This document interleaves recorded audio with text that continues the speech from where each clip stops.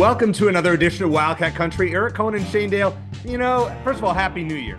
Secondly, we've had a lot of really good things to talk about for a while, and then, this show might be a little more skeptical than we've been in some time. And Shane, that's what happens when you lose as a big favorite in the Bay Area. I would not call us Wildcat fans spoiled by any stretch of the imagination, but I think maybe we were for a couple months there.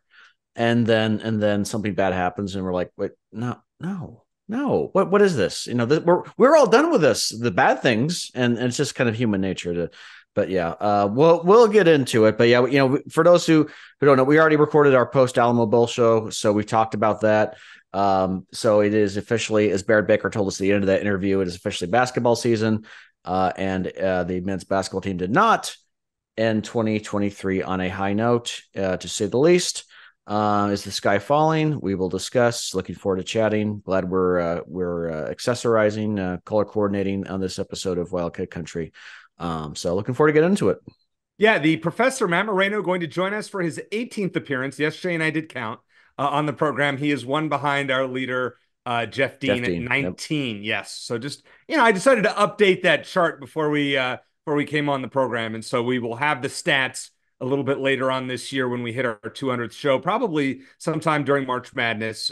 So that will be exciting. But let's get right into it. A lot to discuss. And by the way, Shane, you mentioned it's the end of football season, but we're still going to talk football. I mean, there's a lot going on. Obviously, the enthusiasm is still there. We're going to get the Big 12, Arizona's first Big 12 schedule sometime likely this month. So we'll have a lot to break down there. Obviously, recruiting with the professor, Matt tonight, and plenty more. So we'll still be talking a lot of football. We'll get more into women's basketball, baseball, starting up softball, etc. Yeah, well, and it's funny because I tweeted about the Stanford debacle, and someone replied, "Is it football season yet?" Imagine tweeting that 3-4 months ago. But no, I think it's we'll get into it a little bit more. But it's nice to see Wildcat fans so optimistic about the football program, and we'll definitely keep talking about it. Yes. Now let's get into our segment 1A, Shane's standouts / grievances. Well, grievances now is I got this bug right in front of me here if you're watching on the video, but no, you want to start? You want to start or no? You want to wait? Well, we don't know. We've got buy or sell. We'll get into the grievances, and it's it's a pretty obvious one. But let's start with some positives. Okay. Let's start with women's basketball that did finish the year on a high note, I should say, and a blowout win over Seattle. Kaylin Gilbert had another big game for the Lady Wildcats, 17 points. 10 rebounds, 6 assists. Now the women's team is 9-4 overall, 1-0 in conference play. And that was the big win at ASU. And ESPN currently has Arizona, and we're recording this on a Monday night or Tuesday night, rather. I'm going to get the calendar's going to start becoming regular again. I'm still a little bit off. Today was the first day of the work week. ESPN, as of this recording, has Arizona among its next 4 out of the NCAA tournament at the moment. So something to keep an eye on. Definitely a drop from where it looked like this program was going a couple of years ago, but here we are. And then on the men's side, I will mention one positive, and I'll mention the cameo appearance of Polya Smorauskas, who came in and hit a couple threes for Arizona in the first half against Stanford. Pretty much the only thing to write home about for U of A in that game because it was ugly from wire to wire. But it'll be interesting to see if Morauskas could become maybe that 9th guy off the bench for Arizona. We've seen Philip Borovichinen get some decent minutes in games where Arizona's in control, like against Cal a couple of days earlier. But I remember our chat with Ignacio Rosado before the season. He covers international prospects, and he was really high on Morauskas. So hopefully that's a sign of good things to come for him. Standouts, we'll get to grievances here shortly. All right, it's time for Buy or Sell, which is presented by our friends at Ice Shaker. Go to iceshaker.com. Use promo code Wildcat Country, capital W, capital C, and get $5 off your purchase. And after you do purchase at iceshaker.com, go to the post-purchase survey, mention Wildcat Country, and that helps keep Shane and I very happy. So please do that. And keeps us committed to quality content for you all. And by the way, if you needed something a little bit stronger after that Arizona Stanford game, it does keep all kinds of beverages cool. I can attest to that for you. And there you have it. All right, Shane. Number one, it's time to officially be concerned about Arizona men's basketball. Buy or sell? Okay, so as much as I trash them, I don't say trash them, but I guess I kind of did on social media after the Stanford game. No, not really. Put it this way. I haven't pushed the panic button but I did push the vomit button. Okay. Because look, this was an especially bad loss. Even as far as upsets go, it was bad to allow Stanford. And this is far from Mike Montgomery's Stanford teams. Okay. That was a long time ago to allow this Stanford team, which was below 500, coming off a home loss to ASU, to set a school record for made 3-pointers, 16 altogether, and a school record for most points scored against a top 25 school. It was embarrassing, head scratching, nauseating, all the above. But does it mean that the Wildcats are frauds? Their wins over top 25 teams were just a mirage and they were never really that good? No, of course not. Every so often a college basketball team will come along that's head and shoulders above everyone else and cruises to the Final Four in the national championship. But what we've learned the last couple of weeks is that Arizona is not in that category. They are a super talented but flawed basketball team, just like some of the other top programs this season, most of whom have also suffered some head-scratching losses already. I also think some arrogance crept into this team, and most of us fans settled in on Sunday afternoon, New Year's Eve, expected Arizona to have a walk in the park in Palo Alto. Problem is, I think the players did too. I think they thought they were going to run every Pac-12 team out of the building like they did at Cal a couple nights earlier. So I think it was a combination of a bit of arrogance and Stanford just playing out of its collective minds that did Arizona in. I'm very curious to see what the team looks like against arguably the second and third best teams in the conference this week. All right, Shane, I want to just give you a stat here that is unrelated before I answer my question. So last year, UConn was undefeated until December 31st when they lost at Xavier. They then proceeded to lose 6 of their next 8 games, including another loss to Xavier on January 25th. After that, they lost 2 games the rest of the year and won the national championship. Just saying, this is a team that you would have written off last January when they lost, and I did. I think was anybody talking UConn to win it all? I mean, my UConn buddy Jeff Bloom, who came on the show, was the only one to make perfect picks with us during the college football season. He's a big UConn guy. So at the start of the year, he had an 80-1 bet on his Huskies to win it all. Even he, in January, was thinking, well, this isn't going to hit. Guess what? He cashed that ticket for a few $1,000s at 80-1 for his $25 bet or $50 bet. I don't remember what it was. Good for him. My whole point is Arizona's lost 3 of 5. We're concerned, obviously. The 3-point defense isn't great. If Alabama had shot well from the 3-point line in the game that you and I were at, there would have, the Arizona probably would have lost that one. No. Every team, or most teams, are going to go through a midseason funk. Purdue will probably have their time. Kansas, maybe they've already had theirs. Maybe it's still to happen. This will happen for most teams. What I want to see is Arizona come back this weekend and win both of these games rather comfortably. And if they do, then the answer is no, I'm not concerned. And if they struggle this weekend, I will ask you the same question next week, and the answer will be a bye. That's fine. I think that's fair enough. I think, look, we're not even halfway through the season, and this team is going to hit some bumps in the road. I actually, as cynical as I am, I didn't think they're going to hit as big a bump as this one in terms of just giving up 100 points to a bad team. Yeah, it's bad. Yeah, that was there's no way to sugarcoat it. But it is just one game. It is not an NCAA tournament game. It technically happened last year. So Arizona still has plenty of time to flush it. And look, for better or worse, in March, this team's going to look different. They're going to look they're not completely different, but they're going to look different. They're going to be on a great run or a slump or somewhere in between, and we're not even going to be thinking about this game. So that's the good news, but Arizona has to get its act together pretty quick. I would agree with that. All right, let's do number 2, and this one might be a little bit different. Number 2, Kylan Boswell is regressing. That's a bit of an overreaction. I'll sell that. I think it's more likely he's just in the slump. I think our expectations for him maybe have been a bit unfair. Remember, he's still just 18 years old. Yep. And he has a lot of room for improvement. He's 88 of 31 from the field in his last 3 games. That's obviously not likely to continue. I do think that NBA draft analysts who have him going as a first-round pick next season, and some do, might be jumping the gun a bit. I think he has that kind of potential, and it is that kind of upside. We've seen it already. But he's 18. This is his first year as a starter in college basketball, and these streaks are going to happen. Just my opinion. Yeah, I would say I'm going to sell this one as well. I'm not going to overreact to Boswell's slump. Yeah, he's not playing well. The one thing, as of right now, Shane, I don't see him as an NBA ready guy. Yeah, I mean, I don't think under any circumstances that Kylan Boswell is ready to go to the league right now. I'm just going to say that.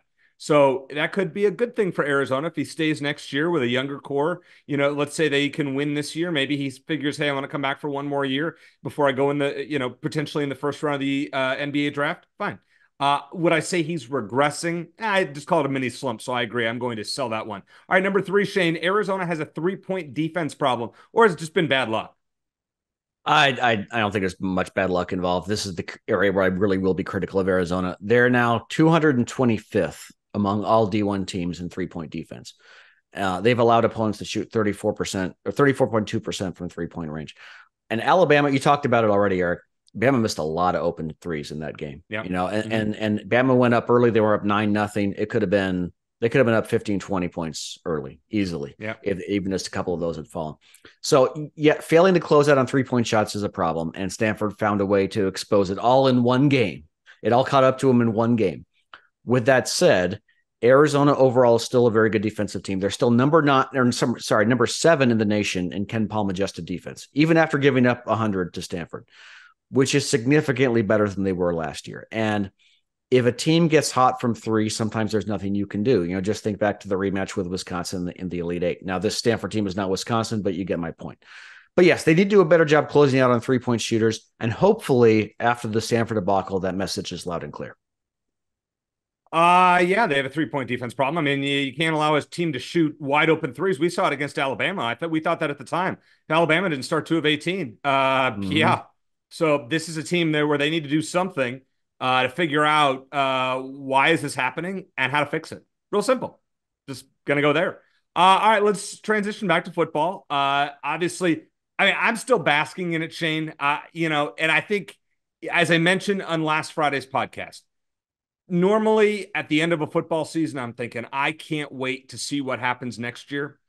And I'm just kind of chilling and absorbing what we saw from your birthday onward. I mean, Arizona didn't lose a game.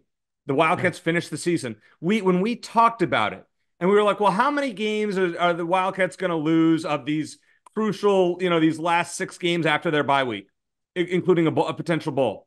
They went 6-0. I mean, nowhere in for the most optimistic of Arizona fans, and maybe some of you that I would have considered delusional would have thought that. Not me, and not Shane. And so I'm basking in it. But number 4 here, Shane, the expectations are already too high for Arizona football in 2024. Well, first of all, I am basking in it. Still, the Alamo Bowl win as well, Eric. I did order a commemorative Alamo Bowl football. I did too. Yep. You'll see behind me and probably behind you, you as well. Okay. Shortly. Yeah, football. No, I got the T-shirt. I didn't get the T-shirt. Okay, well, I got the football, and you'll see that behind me as soon as they ship it up. Okay. Yeah. To answer your question, yes, I think your expectations are a bit unfair. Arizona's going to enter the offseason with the second longest winning streak in the nation, behind either Michigan or Washington, whoever wins the national championship. That's insane. That is an insane stat. And while Arizona, they earned all 7 of those wins, there was no luck involved in any of them. They absolutely earned every one. The fact remains that this is still largely a group of 3-star athletes with a handful of 4-star guys. They're very well coached. And if you look at Washington, they haven't put together many flashy recruiting classes either, but look where they are. Okay. I think they have one top 10 class in the last 7 or 8 years. And certainly some Arizona players have played ahead of their recruiting rankings. I think that Arizona can contend for a Big 12 title because the 2 best teams in that conference, and partly for that reason, are on their way out. But those expecting Arizona to compete for a national championship next season, assuming that there are some of those. And then, I think they're getting ahead of themselves simply because there's a reason that the teams who are loaded with 4- and 5-star talent tend to win all the titles. I also think we're overlooking some key departures on both sides of the ball for Arizona. I saw this tweet from a national sports guy that Arizona is going to bring back almost everyone next year. That's so far from being true. As of now, they're bringing back some key pieces, including their starting quarterback, T-Mac, some solid starters on defense. But they're going to lose a lot in terms of talent as well. And as Barrett Baker told us last week, they're going to lose some leaders too. And that makes a difference. And you never know who's going to step up in their place. So yes, I think best case scenario, at this moment in time, always subject to change, Arizona can contend for the Big 12, maybe sneak into the college football playoff if everything goes right again. But that's a big if. And I don't think they're going to be up there with the teams at the very top regardless. Okay. So let me just start this off topic here. There is a something that I saw on the internet. I think the account is Blue Bloods Bias and something like No, that. Yeah, and I know it's you're saying that talking about T-Mac and Noah are being offered by other schools. click And you bait. yeah, and you saw Noah's dad on Twitter, to his credit, say this is garbage. Yeah. Don't believe everything you read. No. If we were concerned at this point, Shane and I were concerned, or had heard anything about those guys leaving, uh, then we would report it. I haven't heard anything of that sort, and if we do, we'll certainly bring that out. So to this point, ignore those rumors. Don't even acknowledge them. That's just people looking for clicks, and Yeah. the guy accomplished his goal. Okay. Yep. Number two, if we're going to look at betting odds, because I like to do that. FanDuel has their national championship odds for next season already out. Kansas State is 60-1. Arizona and Utah are 100-1. Then you can go back. Colorado is 250-1. Oklahoma State 250-1. If you're looking at ASU, by the way, I think they were 950-1. So if that just tells you, Arizona at 100-1 along with Utah. Now they would have to win at least 2 games in the playoff, if not more. Wildcats probably in all likelihood not winning that. I do think the expectations are too high for a team that arguably overachieved to end the year. They're losing a lot to this point. Did not bring in an amazing recruiting class, and thus far have not picked up a slew of grad transfer, not grad transfers, but out of the transfer portal, like they did last year, where they brought in a lot of. Haven't seen that a lot. I would just say temper those expectations. Do I believe Arizona right now on paper is a top 3 team in the Big 12 next year? As it stands, yes. But let's not put them in the college football playoff just yet. In terms of the rise of a program, one program that's sort of comparable, I feel like, is Minnesota and what PJ Fleck has done. And they had a couple back-to-back 9-win seasons. This past year, they won 5 games and got a bowl bid anyway. But yeah. I feel like if Jedd Fisch stays long term, that might be what happens. I think that a lot of fans are thinking, as long as Jedd stays, we're going to win 9 or 10 games every year. Realistically, if he does stay long term, which is always a big if, but if he did, they'll probably have some 9 or 10, maybe 8 or 9 win seasons there, maybe another 10-win season, and they're probably going to have some 500 seasons just because of the level of talent they're going to recruit, the kind of transfers they can get. So those are the kind of expectations I have for Arizona going forward, as long as Jedd Fisch stays. Yeah, who knows what's going to happen? I mean, you look at if Jedd really wants the Florida job, the Florida job very well could be open. Their schedule, as we've talked about, is brutal next year. I don't think Billy Napier is going to last much longer. So therefore, let's enjoy, the hype is going to be there. The hype is real. But also you got to think about this, Shane. Arizona didn't really have to deal with a lot of injuries this year either. Yeah. They were fortunate on that front for sure. Yeah. Outside of Jaden DeLora getting hurt, I mean, there wasn't like and that ended up working out okay too for them. Well, sure, but I understand your point. Yeah, yeah, they're key players. There were some injuries on defense, sure, here and there for a game here, a game there, but overall, Arizona remained from training camp onward.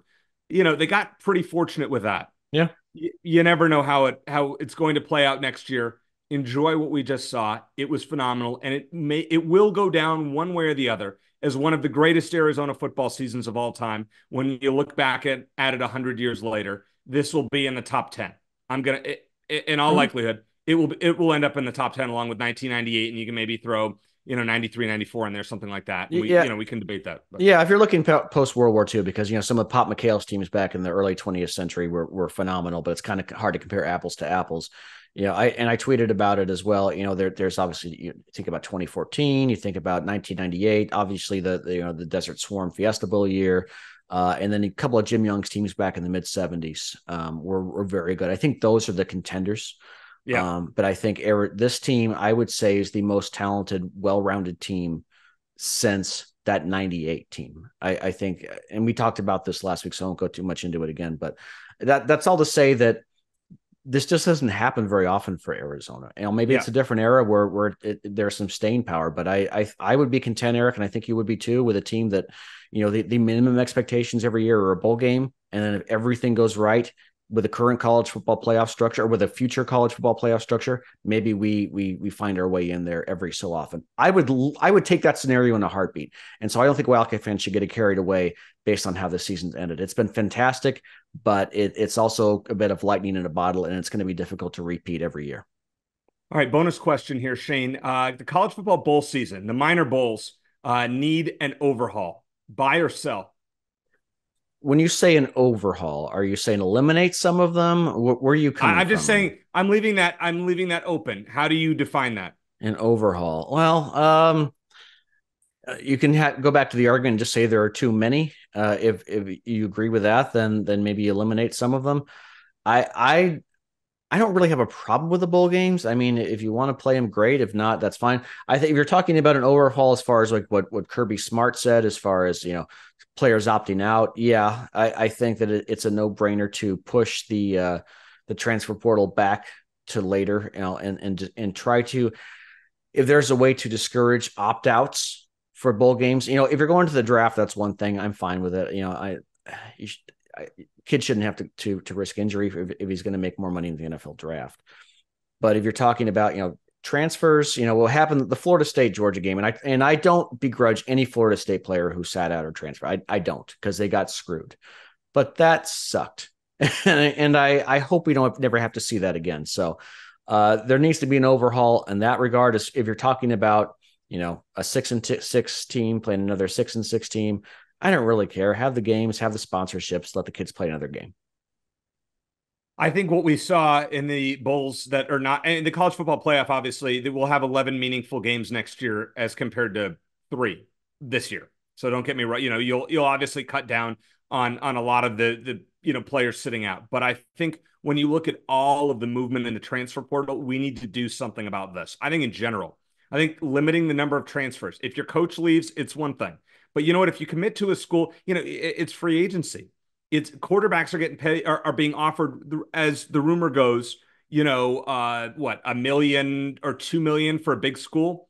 That Brock Purdy of the 49ers is making less than $1 million, and his team very well might be the Super Bowl favorite. They are the Super Bowl favorites right now, along with Baltimore. That's crazy. Guys that I haven't even made it to the NFL are making this kind of money. It's insane. We need to curb the NIL money. I don't know, put some kind of a limit on it. And you have to curb the amount of transfers because it's getting ridiculous. Well, they go hand in hand, obviously. But, there was a court ruling recently that, and I don't speak legalese very well, but it sounds like any attempt to limit transfers it's pretty wide open. If you can still transfer more than once in most situations. And it sounds like one of the possible solutions for college football is to finally consider football players employees, and then maybe they could have some control over the situation, because right now they don't. Right now it's wild west stuff with the transfer portal and NIL, and I don't think that's something that college football wants to do, but it may be something they have to do in order to put an end to this madness. You have to, Shane. You have to do something about this. It's out of control. The coaches that are leaving, before these bowl games, stick with your team. Maybe you move the bowl games up. Maybe, and just say no changing. I don't know. I guess you really can't do that, but there has to be something. And you know what? If you're paying players via NIL, they should be required, if they're healthy, to play in the bowl game. Look at what Bo Nix did on January 1st for Oregon. He said, I want to finish the season with my team. Right. And guess what? He had a great game, and he helped his NFL draft stock, and he didn't get hurt. But that ties into the whole employee situation, because they're technically not getting paid by the university, even though they more or less are, right? So that's kind of the loophole, is that they're not employees, so they can't be told what to do, right? It's like, if you don't play, you're going to get punished. They don't have that, because the NIL is technically, goes to sponsorship money, and that's how it's all funneled in. It's basically, it's just, to me, part of it, it's just as shady as it always was, except it's totally legal now. Yeah. So I would say the only way, but maybe one of the ways to get around this is for the NCAA to bite the bullet and tell colleges, look, you're going to make them employees now, pay them a certain salary, even though they're already getting scholarships. And that's the way to get around some of this stuff. Who knows? But something has to be done, because nobody wants to see 63-3. I was at the Fiesta Bowl, 45-6 or 40, whatever. It was a good game for a quarter, wasn't it? Well, it was 6-3 at the end of the first quarter. And you're like, Liberty went right down and scored. And then after that, they didn't sniff Yeah. Once Oregon was like, all right, we need to start trying, they didn't sniff points. That's a problem. Nobody wants to see that. Now, that part of that will be curbed. We saw two amazing semifinal games. We're going to make our pick in the third segment. Something has to be done. I don't know what it is, but we have a lot of time to talk about this. We have 9 months to figure this out. So I'm sure we'll have many more spirited debates over the summer, or maybe even before then, once basketball, baseball, softball, etc. are passed. But coming up next, let's find out about Arizona's recruiting classes in football and basketball from the professor, Matt Moreno, here on Wildcat Country.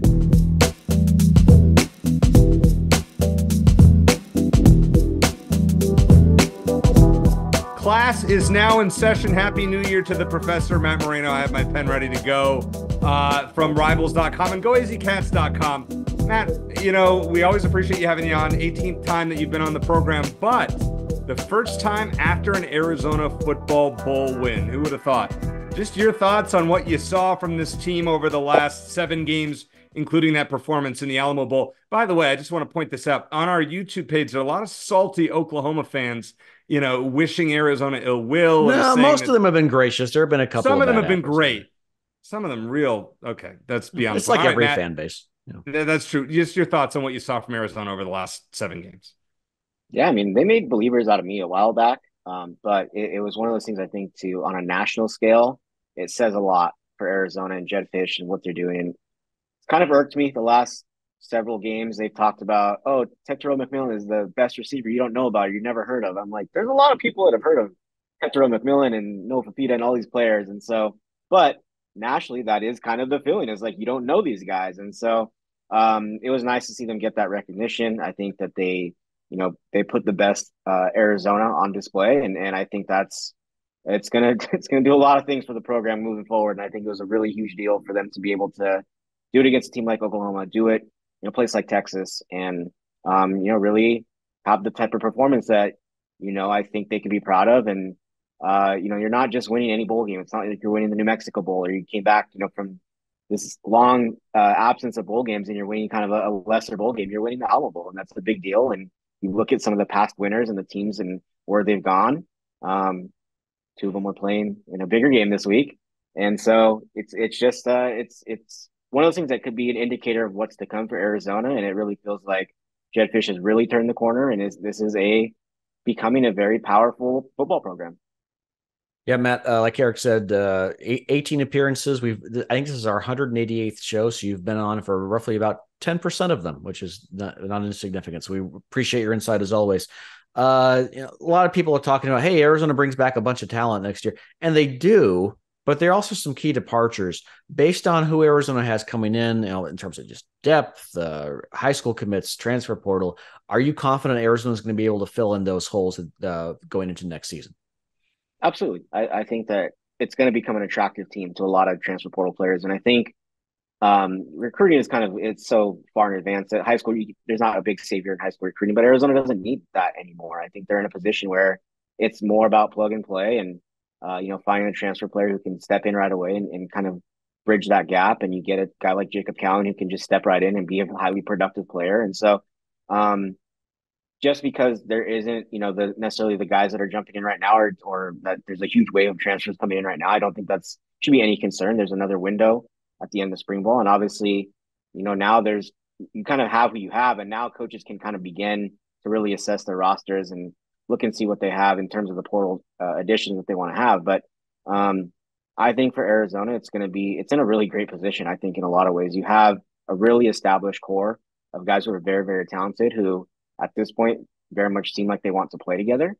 I think that's going to be that's a huge deal. I mean, if there's anything that's most important above anything else, it is that you have this core group of players who have been teammates before, who have wanted to stay together and plan to do so, is what it sounds like. And that's huge. I mean, that's kind of how you build a championship team, is you have a core group of guys and then you kind of fill in around them. And for a lot of the teams, it's filling in with transfer portal players, and Arizona's been very good about its evaluations when it goes to the portal. I think that's something that can't get overlooked in this scenario, because Jedd Fisch has been sometimes selective, and maybe sometimes there's people, even myself, going like, I don't know what you see in that guy, and then he comes out and he plays really well. And so, I think that's one of those things where for them, you have to, if you're a fan and you have any hesitation, it's like you can buy in now and you're allowed to not have any of those reservations about Jedd Fisch in this program because the plan that maybe people didn't necessarily think could come to fruition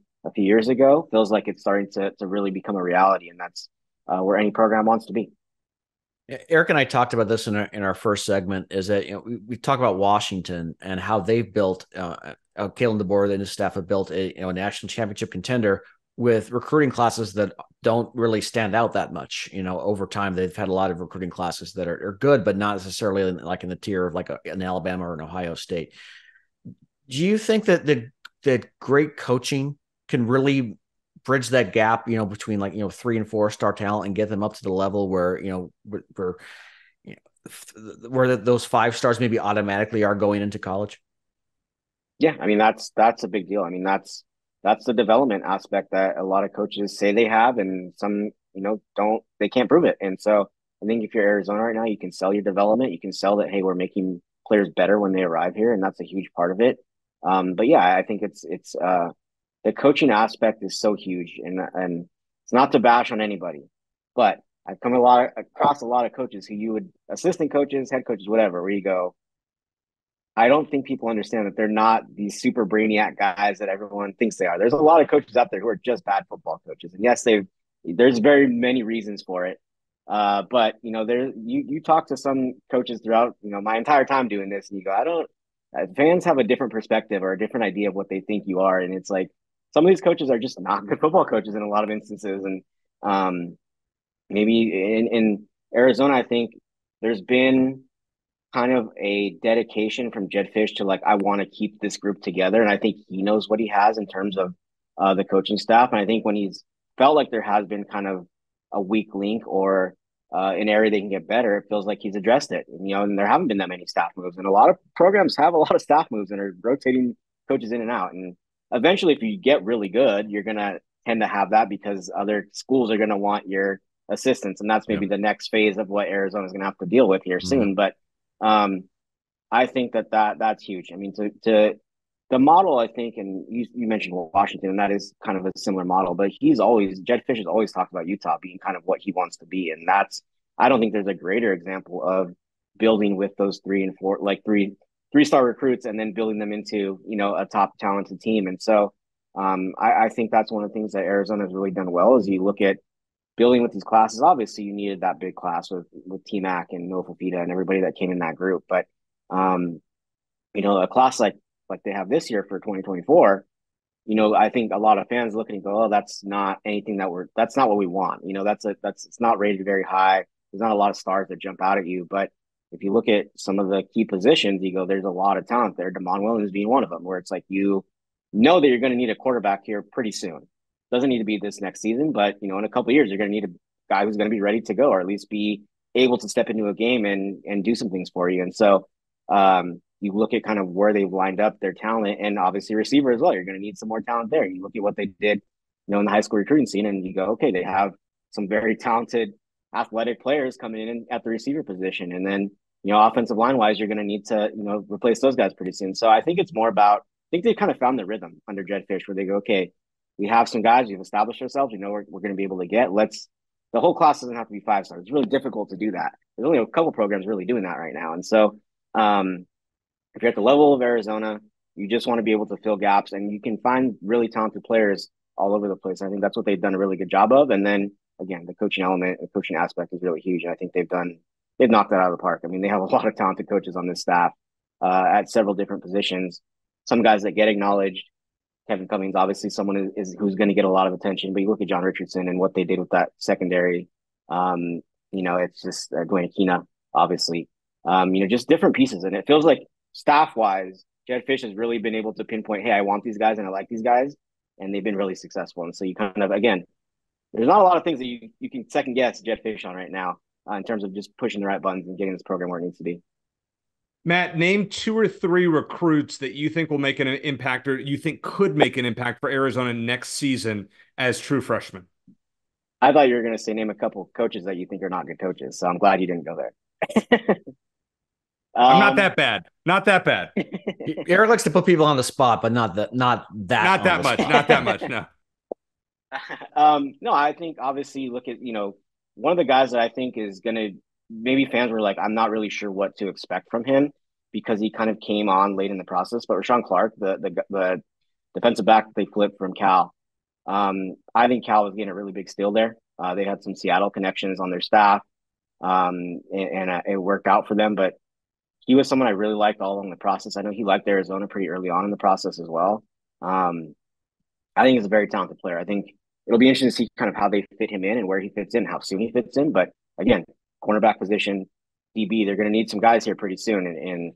I like what he brings to the table as a player. I think he, has a lot of versatility, which I think a lot of programs liked. And I think there's a lot of schools who were not sure where he was going to end up playing. He could have played on either side of the ball.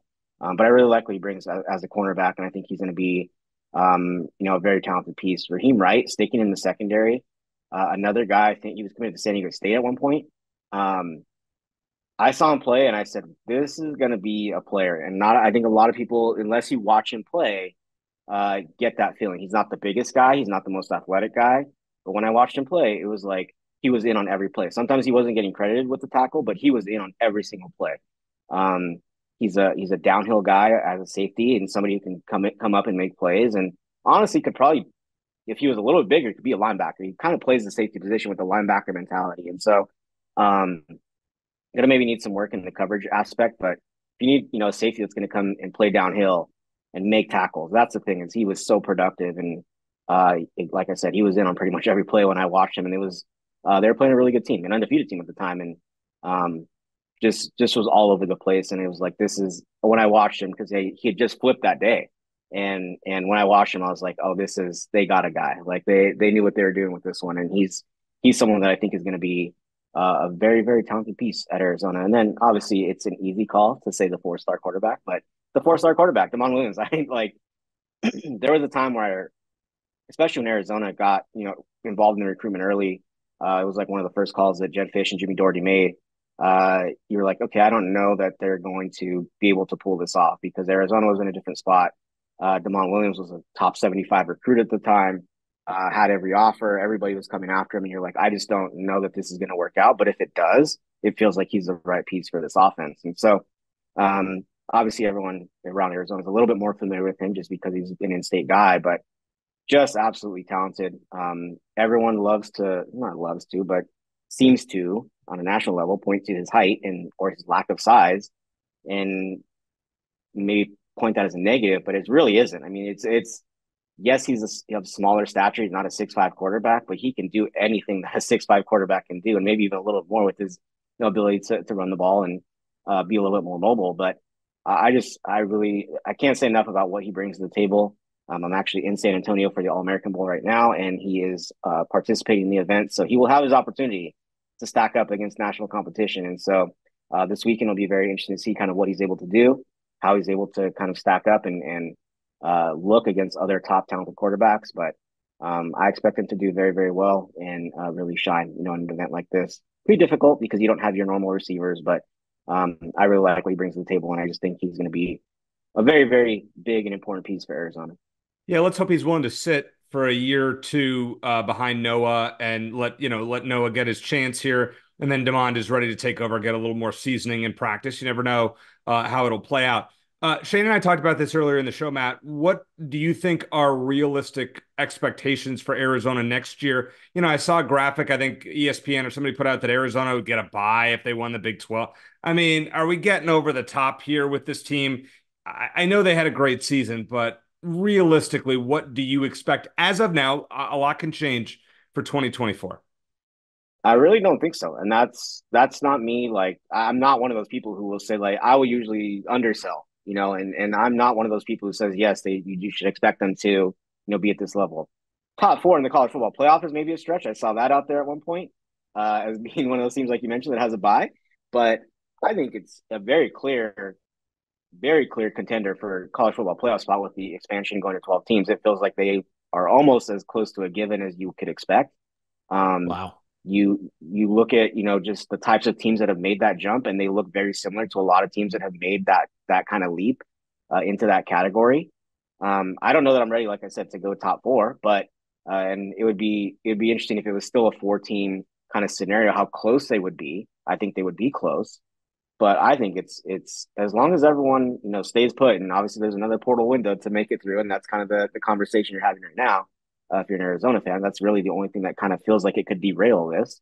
Um, but if everything stays put and they are able to keep their staff mostly intact and keep all the pieces in place and maybe add a couple key transfers late in the process, I don't think there's any reason you can't believe that Arizona is going to be a top 12 team next year. By the end of the season, I think they're going to go into it, pretty highly ranked as it stands right now, and I think it'll be up to them to kind of live up to that, and that'll be a different type of challenge. Of you're not chasing anybody, you are going to have the expectations. Everybody's going to be coming in gunning for you, and they're going to try to make life difficult for you, and it's now a different type of way to attack it. But this feels like the type of team and type of program that Arizona hasn't had in a really long time. I do remember before this season, Matt, you mentioned that you thought Arizona was, I think you used the word lock, but essentially they were definitely a bowl caliber team, and I wasn't sure. I thought they were maybe a 5-win team. So you don't oversell. I just want to let listeners know if you're looking for some optimism, and a lot of optimism going into next season. I want to go back to Damon Williams for a moment because you look at Arizona's quarterback room next season. Jaden Delora's gone. Noah Fafita's the QB1. You have Damon Williams. You have Braden Dorman there as well. And he was a pretty touted quarterback coming out of high school as well. Where does he fit into this? Do you think Damon Williams goes into next season as Fafita's backup, or does Dorman have a chance to get in the mix? Yeah, I think it'll be an open competition, and it'll just be up to those guys to battle it out and figure it out. I think I said on one of the times we talked about this, when Damon Williams is on the roster, in my opinion, maybe this changes now, but in my opinion, just from a pure talent aspect, he's the most talented quarterback on the roster to me. Okay. And that is given everything that Noah Fafita has done. I think he's very talented. I'm just saying from a pure talent aspect, Damon Williams is the most talented quarterback on the roster, and I will stand to that because I believe I did say that on the show, so I don't want to back off. No, that's fair. Noah Fafita is by far going to be your starting quarterback. I think that's very much solidified and locked in place. But yeah, the backup job will be very interesting because I do think that Damon Williams is going to come in, and I think he's going to really try and push. I mean, I don't think he's going to be in necessarily a exact position that Noah Fafita was in, but pretty similar. I think in that he's going to come in fully expecting probably not going to necessarily get on the field very much as a freshman, in which case he'll have a chance to develop and do some different things. But I think he's going to have that opportunity to really solidify that job as a backup, and then they'll see what they want to do. Whether they, nobody really redshirts these days, but if they want to redshirt and what they want to do, but if they get into that position. But I think in terms of just what it's going to look like, I think he has a very good shot to solidify that number 2 job, and it'll be up to Braden Dorman to come in and say, I have the experience of being in this offense, of going through practices and understanding where I need to be and where the ball needs to be going and what needs to be in place at the quarterback position. But it'll be a very interesting race because I think Damon Williams has has some similar qualities to Noah Fafita, and I think right now with where the offense is, that is maybe caters to someone like Damon Williams more than Braden Dorman. So we'll kind of see how it all plays out, but I still like Braden Dorman. I think if you drew up, what does Jedd Fisch want in a quarterback? And I think Jedd Fisch has kind of even admitted to this too, of like, he's kind of had to adjust his mindset to having a quarterback like Noah Fafita, because in his mind, if you asked him 2 years ago, 3 years ago, or even when they were recruiting Braden Dorman, this was kind of what he told me when they were recruiting, was like, you are the guy we want. Jedd Fisch wants the 6'5", big armed quarterback. That's what he wants to run his offense. He thinks of it as an NFL style kind of system, and it is in a lot of ways. And the guy running that offense is a 6'5", big armed quarterback, and that's what Braden Dorman is. And so I think that will always kind of give him a leg up on other guys in a lot of ways, but it'll be up to him to kind of deliver and showcase his abilities to run this offense and do all the things that Noah Fafita is doing and other guys have done in this offense. All right, man, my last question for you, and I got to sneak in a basketball question coming off, excuse me, Arizona's, I would say, shocking defeat at Stanford. I mean, there are upsets in college basketball, and then that was a whole other level. Your thoughts on the program to this point? Should Wildcat fans be concerned? Do you think they're still a top contender, as a lot of national analysts still do? I was hoping you wouldn't bring back my tweet that I think you quote tweeted, but about them being Final Four team. But I still believe that. I still do believe that. I still think there's Final Four teams that have to take their lumps and Yeah. sometimes have some slip ups here and there. And the Stanford game was a slip up in a big way. I don't think I expected them at any point to look that flat against a team like that. You figured that they have enough talent to kind of work through something like that and not have that type of game. And even if you come out flat, you have so many guys that can contribute and do different things that you can pull yourself out of that. But that was a really strange trip. The Bay Area trip is never easy. I don't know that you can necessarily fully chalk it up to that. I think Arizona came out really flat and just didn't look like itself, and for whatever reason, and it was surprising to see. It didn't feel like any kind of hangover effect from the FAU thing that had been so far in the back. Like it just didn't feel like there was really any rhyme or reason to why it happened, but it just did. And Stanford got hot, and Arizona. I don't think they needed a wake up call, but this is going to be a wake up call for them to realize that they can't just go out there and roll the ball out and beat every team that they play. And I was someone who was saying I really felt like they're going to be able to run through the Pac-12, and still very much obviously could have one or two losses in league play, but it felt like a team that at least had the caliber of talent to run through the Pac-12 undefeated. And it's not going to be the case now, and it'll be up to them to really rebound and bounce back and not have slip ups down the road. But in the grand scheme, all that really truly matters if you get the number one seed in the West and kind of have the easiest path, and that's kind of their goal, and winning the Pac-12, and all those things are still in play. So it's not necessarily about how you get there, but that you just get there, in the end, and all of that is still very much in play. And so I don't think it's time to panic. If they start to have a couple more of these types of performances, then maybe it is time to panic. But we'll see what happens. But it's definitely it feels like a different team. And I don't blame Arizona fans who feel like, hey, this is maybe not the exact team we thought we had, earlier in the season, because I do think there is at least reason to kind of perk your ears up and go, oh, that was an odd one, and kind of go from there. But I don't think it's time to be concerned right now. But you have to see how they respond and see if they can avoid any type of slip ups coming up the rest of the way.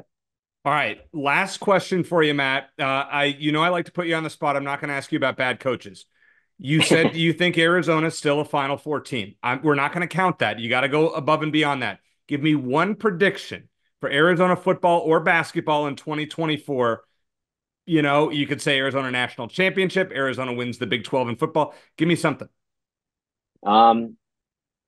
I really, I mean, I don't want to just have a cop out and be like they're going to the college football playoff because there's 12 teams, but I think they advance in the college football playoff. I think they make it through. I think they win a game, and then we kind of go from there. But I do think that they have the talent. I think they're going to be like a top 6 team in the country next year. I mean, it just feels like Matt, this is blowing me away. I got to say, blowing me away. because it's one thing for like a talking head on TV to say something like that just to get attention, but you're not that kind of guy, and our listeners need to know that. Yeah, absolutely. I mean, I really will temper expectations in most cases, but it just, again, the way the season played out, and maybe it is just the season, but it just doesn't feel like that. It feels like it's something that's building. And obviously, everyone saw the Fiesta Bowl, what happened, and the next year they roll into that, and then a lot of different things played into why that season went the way it did after the Fiesta Bowl run. But even the Fiesta Bowl year, there was those moments where you're like, oh, this is just kind of like lightning in a bottle type of situation, where this feels different than that. This feels like what programs do when they're building and becoming something more than what you thought they were going to be. And so you just don't know it until it happens. And it feels like that's what's happening for Arizona right now. So I really just, I believe a lot in the talent they have. Those guys have won a lot of games. Those guys have won a lot of football games. And maybe if they didn't have the core group that they've had that have been together and played together for so long, I would think differently. But it just feels like the type of team and type of program that you see winning championships and competing for championships at the very least. And so I think they're in that conversation. There's a lot to get there. A lot of things have to remain in place. And that's going to be the biggest thing right now is, can you keep it all together? Because, one move here and one move there, and suddenly things look different. That'll be the challenge. But if they're able to kind of keep everything intact as we speak on, early January, I think they really do have a chance to be one of the better teams in college football next year. Whoa. There's your bombshell in Wildcat country to start the new year. Let me just point this out as well. So in the college football playoff, in the 12-team playoff, the top 4, the winner of the conference championship games will get a bye in the first round. Arizona, if they were to win the Big 12 championship game, will very likely play on December 31st at the Fiesta Bowl. So, mark your calendars now. 360 something days later. Gosh. If Matt Moreno is right, Arizona, let's say, wins the Big 12, the Fiesta Bowl on New Year's Eve next year, we'll all be there. Just remember that. Matt, always appreciate it. Class is dismissed. Pens or pencils down. Great to catch up with you as always. Thanks for the bombshell, and we'll talk to you again soon. Absolutely, guys. Anytime.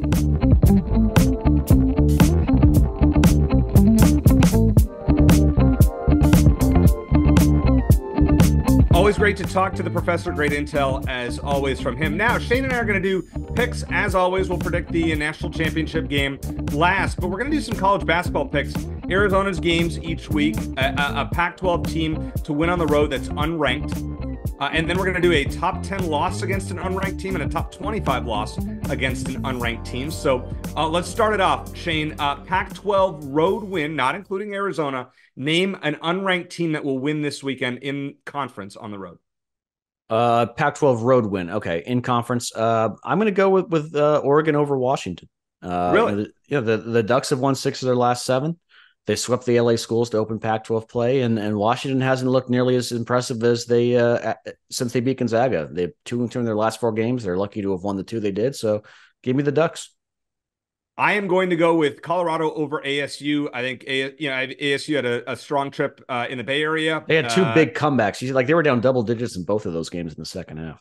And Colorado's a good team. I think they paced ASU this weekend. All right. Top 25 loss, a team that's ranked in the top 25 that will lose to an unranked team. I'm going Creighton over number 23 Providence. I know I'm taking the easy way out, but I think Creighton at home. I always love to pick a home unranked team against a ranked team that's going on the road. Always tough, especially in conference play. How about you, Shane? I'm going to go Utah State over Colorado State. Utah State is 12-1, just like the Rams are, and we know the kind of home court advantage that Utah State enjoys. You remember the winning team, losing team chant from a while back? That's right. That's the place. So it's a fun environment. Utah State is, they're 12-1. They could be ranked pretty soon as well. So that'll be my pick for the week. All right, I like that. Top 10 loss against an unranked team. I'm going Kentucky at Florida. Kentucky's number 6. I think Florida and Todd Golden, who also is from the state of Arizona, will pull the upset, get his program on track, and heading towards an NCAA tournament berth if they are so lucky. How about you, Shane? Well, this is one that our buddy Corey Leff, a.k.a. John Wall Street, might enjoy, but give me Seton Hall over Marquette.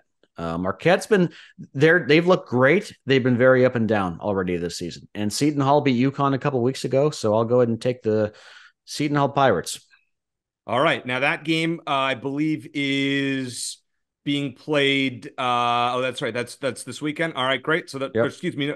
It's this weekend at Seton Hall. I bet our friend Corey Leff will be there. All right, let's pick a couple of Arizona games. Colorado at Arizona. I believe the game is Thursday night. Shane, will the Wildcats bounce back, or will they run into trouble?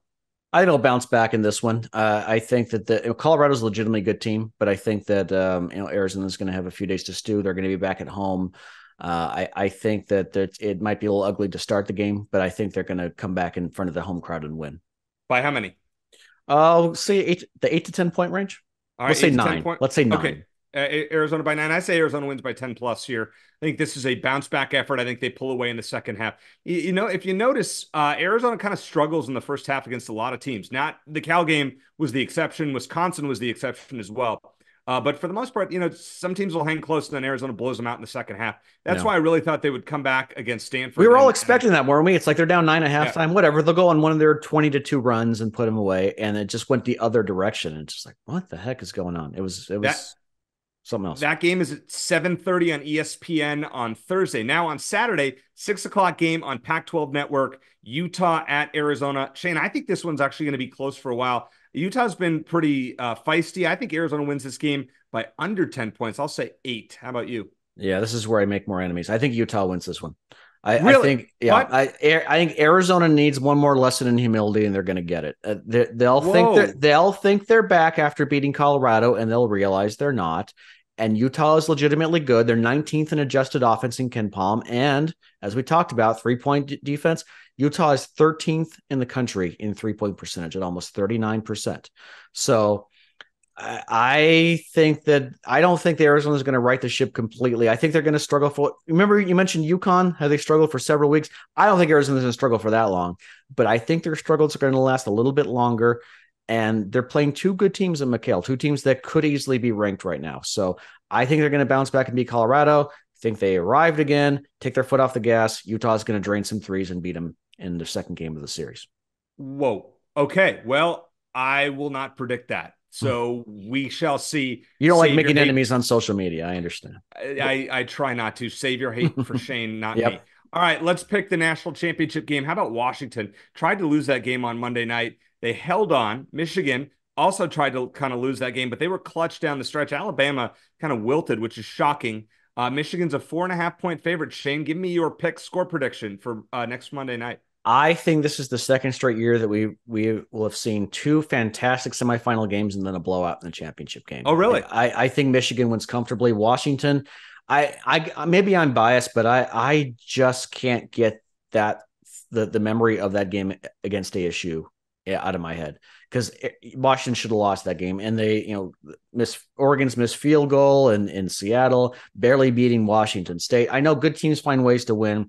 I just feel like Washington's luck is about to run out, and Michigan is the best team in the country. I thought Michigan, Alabama going into that game, I thought that was essentially the national championship game, and I still feel that way. So give me Michigan to win. I'm gonna take them by let's see. I don't actually have a score prediction right here, but I'm gonna say Michigan 41, Washington 17. Wow. I'm not going to go that far. I mean, listen, Washington's had a great season. Every time we doubt them, we keep picking them to lose. They keep winning. But Michigan, now that they got past Alabama and the SEC, they're on a different level.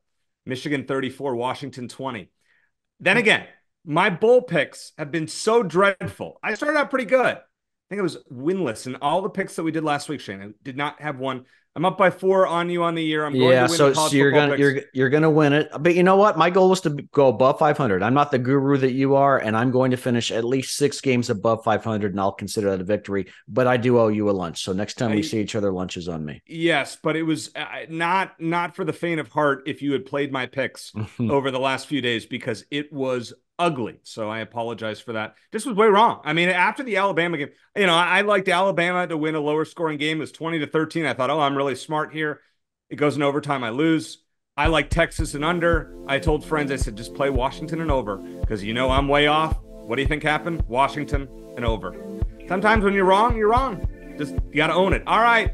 Thanks to the professor, Matt Moreno, for joining us. Great discussion, as always. For Shane Dale, I am Eric Cohen. Thanks for listening. And as always, let's get back on track this week. Bear down.